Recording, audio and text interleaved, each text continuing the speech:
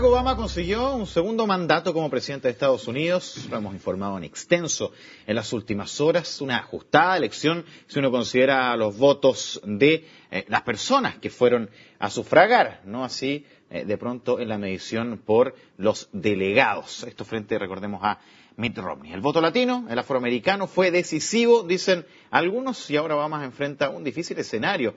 La Cámara de Representantes se mantiene liderada por el Partido Republicano y probablemente esto será un tope para las reformas del presidente, quien debe lograr, por ejemplo, reactivar la economía, mejorar la tasa de desempleo.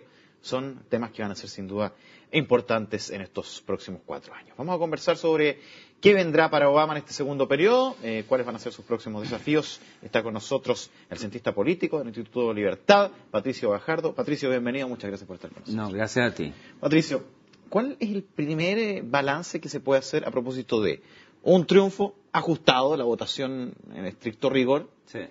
y los desafíos que vienen en los próximos A ver, un triunfo ajustado, una sociedad norteamericana muy dividida, me sorprende, y una de las cosas que me llama la atención, que ha faltado en los análisis, es cómo una sociedad que eligió hace 4 años a un presidente afroamericano, por lo tanto involucrado una transformación sociocultural muy significativa, tú ves una distribución del electorado tremendamente antagónica. Es decir, el electorado blanco votando por Romney, el electorado afroamericano votando en un 90% por Barack Obama, el electorado latino con un 75% votando por Barack Obama también, pero más que por adhesión, incluso por temor a las políticas migratorias de Mitt Romney. Las mujeres, divididas también, las mujeres votaron mayoritariamente por Barack Obama, pero si tú haces la distribución analizando a las mujeres blancas, protestantes, el 52% votó por Mitt Romney, 52-56% más o menos promedio. Lo que pasa es que el sistema, como tú lo explicabas muy bien, se traspasa lo que se denomina el colegio electoral, que cada estado entrega un número de votos electorales, por lo tanto, de alguna manera potencia al que sale primero y aparece mucho más distante de lo que efectivamente resulta en términos de voto, de sufragio efectivo.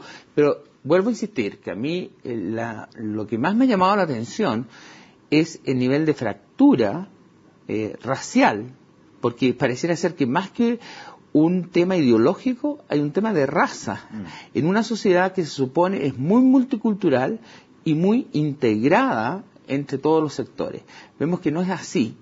Hay modelos distintos, hay alternativas distintas y hay 2 modelos en juego, en competencia, que de alguna manera reflejó uno Barack Obama y otro Mitt Romney en esta elección. Es como un Estados Unidos con diferentes subdivisiones. Exacto. Muy claras. Y muy clara y muy marcada. Es decir, es sorprendente. Bueno, ahora que nosotros lo vimos con el voto en la elección municipal, recordemos el voto voluntario, ¿verdad? Lo que involucra la importancia de los niveles de adhesión, la participación es voluntaria en Estados Unidos también, pero los distintos sectores también se movilizaron en forma muy activa, justamente para hacer sentir su peso político. Me refiero a los hispanos por el tema fundamentalmente migratorio. Todo estaba cruzado por el tema económico, que resulta ser el tema clave en la sociedad norteamericana hoy día. Y también para el repunte de Mitt Romney, o para que en algún momento se esbozara un acercamiento que incluso podría permitir un triunfo de él. Correcto. O sea, la posibilidad de triunfo de Mitt Romney estuvo presente. Lo que pasa es que ahora que ya terminó la elección, Claro, después de la guerra son todos generales. Es verdad. Pero lo cierto es que la posibilidad de que triunfara Mitt Romney fue bastante factible, particularmente después del desastre del primer debate electoral, que otra de las enseñanzas que de alguna manera sacamos en conclusión, haciendo un análisis en retrospectiva, como que todo se acentuaba, fíjate, en el tema de las redes sociales y en la participación a través de Internet. Sin embargo, vemos que a pesar de todo, la televisión sigue teniendo un rol muy protagónico. Hasta el primer debate de Denver, que es considerado un desastre para Barack Obama, y virtualmente Barack Obama iba subiendo en las encuestas sumamente de manera muy sostenida, de manera muy clara, y casi era carrera ganada. Y de ahí se produce un vuelco a partir de ese debate, en la cual Barack Obama mismo lo reconoce que estuvo muy mal, pero además el 67% de los norteamericanos consideraron que había estado muy mal. incluso lo gestual, en la forma como enfrentó las cámaras, etcétera. Y vemos que los debates, al menos en Estados Unidos, siguen teniendo un gran impacto en la decisión del votante a la hora de escoger a su candidato. ¿Qué fue lo que finalmente hizo que el votante le diera 4 años más a Obama? A ver, son varias cosas, yo creo. Te insisto, el tema racial clave. O sea, que ahí no variaría el voto de acuerdo al candidato. No. Sino que yo voto por Obama porque es afroamericano, porque trata de hablar en español al momento de mandar exactamente. Y pensar que Barack Obama, o durante la administración Obama, salieron de Estados Unidos expulsados, digamos, más de 1 millón de ilegales. Es decir, la promesa de resolver la legislación migratoria y entregar alternativas a los migrantes, particularmente a los hijos de los migrantes ilegales, se quedó en promesa, porque básicamente también hay que reconocer, el Congreso en los Estados Unidos está dominado en los representantes, los diputados, equivalente a los nuestros, por el Partido Republicano, y ahí siempre fue una piedra de tope muy fuerte. Pero al margen de la discusión o la negociación política, lo cierto es que el sesgo estuvo muy marcado por la identificación de carácter racial. O sea, en el caso de los hombres blancos, el 65% más o menos votaba por Barack Obama. Lo que pasa es que la sociedad norteamericana está cambiando y se está transformando en una sociedad en la cual las minorías están pasando a ser mayorías. Todavía no lo son, pero lo van a llegar a ser. Se supone que el año 2035, 2040, la minoría hispana ya va a ser un porcentaje pero tremendamente relevante, y las minorías, la suma de las minorías van a ser más que los blancos, anglosajones y protestantes, que es la visión tradicional que tenemos del ciudadano norteamericano. Obama, para muchos, puso mucho énfasis en su reforma a la salud, el Obamacare. Sí. Y entre otros lo destacó en su discurso final, cuando dice: yo conocí a una familia que tenía a una hija con cáncer, que no tenía cómo tratarse, y gracias a la reforma de salud puede hacerlo. ¿Y qué tanto influye esa visión, si la pudiese calificar de una forma proteccionista, en este nuevo periodo, en la diferencia que Romney planteó en su momento, la salud con un voucher, usted puede ir y se atiende en cualquier parte, versus una cosa más integral? Esas dos visiones, creo yo, se enfrentaron.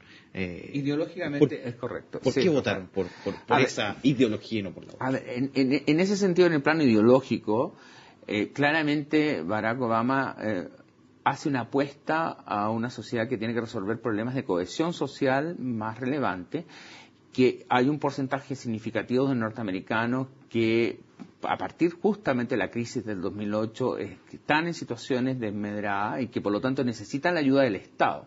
Esa es una visión, y la visión más demócrata, incluso del sector más liberal. Liberal es izquierda dentro del esquema político norteamericano. En el caso de Mitt Romney, representaba, y yo creo que con un mensaje que se notó en la Convención Nacional cuando él fue designado, que a mí me llamó mucho la atención y que yo creo que un poco reflejaba toda la ideología del Tea Party, que es el sector más conservador del Partido Republicano, pero también de Mitt Romney y un poco lo que él significaba. Era un mensaje que decía: nosotros lo hicimos, como colocando el acento que los ciudadanos hicieron en Estados Unidos. El país que progresa, el país que se desarrolla, no fue hecho por el Estado, sino que fue hecho por los ciudadanos. Entonces, la apuesta de Romney era claramente la apuesta a resolver la crisis económica, entregando más derechos a los ciudadanos, más oportunidades, bajando los impuestos, es decir, teniendo una política anti-Estado, digamos, de alguna forma. Y todo lo que tuviera o algún olor a incidencia del Estado en la economía pasaba a ser un mecanismo represivo o restrictivo a la dimensión creativa del ciudadano norteamericano. Y por eso este lema, nosotros lo hicimos, o sea, como refiriéndose, no es el Estado el que creó el poder en Estados Unidos y que transformó al país más poderoso del mundo, sino que fueron los ciudadanos. Entonces hay que devolverle el poder a los ciudadanos, y esas son los dos modelos ideológicos que estuvieron en competencia en la elección de Barack Obama y Mitt Romney. Ahí se puede explicar un poco también por qué son los inmigrantes los que votan por él, por qué son por supuesto los hispanos, porque dicen, bueno, yo quiero y vine a este país no por mí, sino porque aquí vi una oportunidad. Es que aquí ahí está el tema. El tema, vi una oportunidad y además, como lo señaló la famosa comida esta que se filtró a través de redes sociales, está en Boca Ratón, porque en Florida, en la cual Mitt Romney habla de cómo va a conseguir el voto de los indecisos, frente a una pregunta que le hace uno de los adherentes a esa comida, y él dice, bueno, en realidad yo no puedo preocuparme del 47% de los ciudadanos norteamericanos que viven de la beneficencia del Estado, que viven de los aportes estaduales. Yo me preocupo de los norteamericanos que luchan todos los días por salir adelante y que son los que construyen el país que nosotros siempre hemos tenido. Y que por eso hay que conquistar ese 5-6% de indecisos que existe en ese porcentaje para poder obtener los votos electorales que nosotros necesitamos. Obviamente no lo logró. Sí. ¿Cómo gobierna Obama con un porcentaje importante de norteamericanos que no votaron por él? En una elección que para muchos fue muy polarizada. Sí. Quizá respondiendo, creo yo, y algunos también coinciden en eso, con esta lógica del voto voluntario. Si uno nos motiva a defender una idea por sobre otra que podría aventurarse. Eso es bien interesante lo que dices. ¿Cómo se va a votar? A ver, eso es bien interesante lo que tú dices. Si tú puedes comparar con la votación municipal, con la votación, yo sé que son cosas totalmente distintas, pero vamos a tener que acostumbrarnos. Pero hay matices, ¿no? Vamos a tener que acostumbrarnos. Aquí, ¿qué es lo que se va a exigir? Candidatos definidos, con posturas claras. No basta con la sonrisa y la simpatía, sino que yo pienso esto, estoy de acuerdo con esto, estoy en contra de esto. Eso lo vamos a tener que ver. Campañas más agresivas, de hecho la campaña fue muy polarizada, como tú lo señalas muy bien, porque es la única forma de ser atractivo el ir a votar. Claro. ¿Ah? En el caso del voto voluntario, en la municipal que acabamos de vivir nosotros en Chile, obvió todo eso dando por sentado de que los candidatos eran candidatos casi de voto obligatorio, y no se hizo el traspaso mental a través de los partidos políticos. Estamos enfrentando un escenario distinto. El próximo año, y yo creo que el mensaje, la lección que aprendimos con la última votación y con un 60% de abstención, y en el caso de lo que vimos en Estados Unidos con un alto nivel de polarización, sumado a que había un empate técnico y que eso hace sumamente atractivo. Está comprobado que cuando hay un nivel de polarización alto en países con voto voluntario y hay además posturas claramente distintas, o sea, que no da lo mismo que gane uno u otro, el nivel de participación tiende a aumentar, siempre teniendo en cuenta de que con el voto voluntario va a haber un porcentaje significativo importante de personas que se van a abstener. Es decir, no olvidemos que los porcentajes, por lo menos el 2008, que fue un año cuando ganó primera vez Barack Obama, votó mucha gente, votó el 64%. Este año no tengo el dato exacto de la votación, de cuántos fueron los que votaron, pero deben haber votado un porcentaje a lo mejor cercano a eso, pero nunca más de eso. O sea, en general, en las elecciones presidenciales de Estados Unidos, vota alrededor del 50% de los electores. Patricio, la economía va a ser un desafío, el desempleo, que ya ha mostrado signos de recuperación, pero también quizá el competir con una potencia mundial como China, donde también hay algunos ajustes. ¿Cómo se ve la elección quiero poner como para que suene en paralelo, pero estos ajustes que se están planteando en China, que se van a realizar en el Partido Comunista, versus la visión que va a tener un Barack Obama, que va a tener que ligar, va a tener que conversar con una potencia económica que para muchos va a ser muy parecida al propio Estados Unidos en los próximos años? A ver, en estos 4 años que vienen, el candidato, ya no candidato, sino el presidente electo Barack Obama, va a tener que lidiar con varios temas que no estuvieron muy presentes. En realidad se hizo un solo debate sobre el tema internacional y fue, yo diría, muy lacónico. América Latina no existía, Europa fue un referente negativo en casi todo el debate y la discusión. China fue mencionada de manera crítica porque los criterios laborales o la forma como compite económicamente con Estados Unidos, ya es la segunda potencia económica del mundo, pero se asume que estaría llegando económicamente hablando a una economía equivalente a la norteamericana alrededor del año 2020. Se habla algunos de en el 2017, 2018, depende de los niveles de crecimiento. Eso no significa que va a ser equivalente esa potencialidad en términos políticos y militares, pero eso no excluye que en la medida que crezca económicamente China, va a ir adquiriendo mayor peso en el ámbito internacional y va a querer también expresar su punto de vista. Ya lo ha hecho con puntos de vista muy claros frente al tema sirio, frente al tema de Irán, colocando incluso posibilidades de poder de veto en el Consejo de Seguridad de Naciones Unidas. Es decir, vemos en ese caso una potencia emergente. Vemos varios mercados emergentes, entre ellos América Latina, a pesar de que no estuvo presente en el debate. Y yo estoy convencido, a lo mejor es una mera especulación, de que no se atrevieron a tratar a América Latina por la importancia del voto hispano, porque no quisieron entrar en una coyuntura que pudiera de alguna manera generar posturas, ya sea a favor o en contra, de hispanos que... Muchos de los hispanos, a diferencia de los migrantes europeos que vinieron a comienzos del siglo XX a Estados Unidos, son relativamente de data relativamente reducida de tiempo, o sea, de segunda generación, primera generación, etcétera. Que siguen teniendo familiares. Entonces tienen vínculos todavía con el país de origen. Entonces cualquier postura que hubiera sido, eso no significa que Estados Unidos nunca ha estado en el debate de América Latina y ni nunca ha sido una prioridad en la agenda internacional.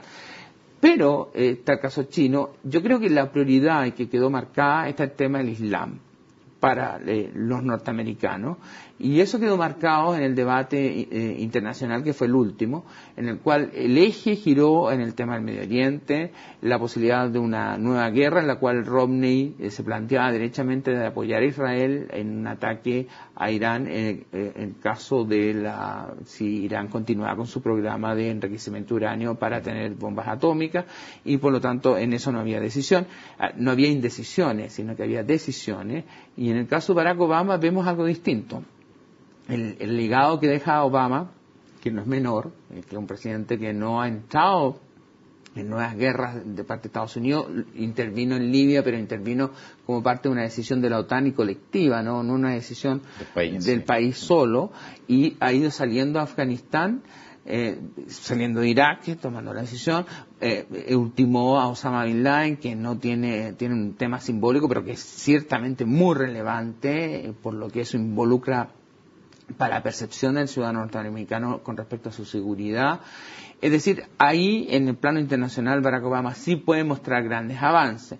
También grandes carencias en el sentido de que yo creo que le ha faltado a Estados Unidos, o también el peso de Estados Unidos se ha ido reduciendo por la emergencia de nuevos actores, entre ellos China, Rusia, India, la misma América Latina adquiriendo un mayor peso, Europa en crisis, que es un tema tremendamente complejo y que todo indica que va a pasar casi toda la administración Obama en esa situación de crisis y entrando en un panorama de definiciones que podría llevar a unos Estados Unidos europeos, se llame como se llame, pero que sería la única forma de encontrar una solución a la crisis de la Unión.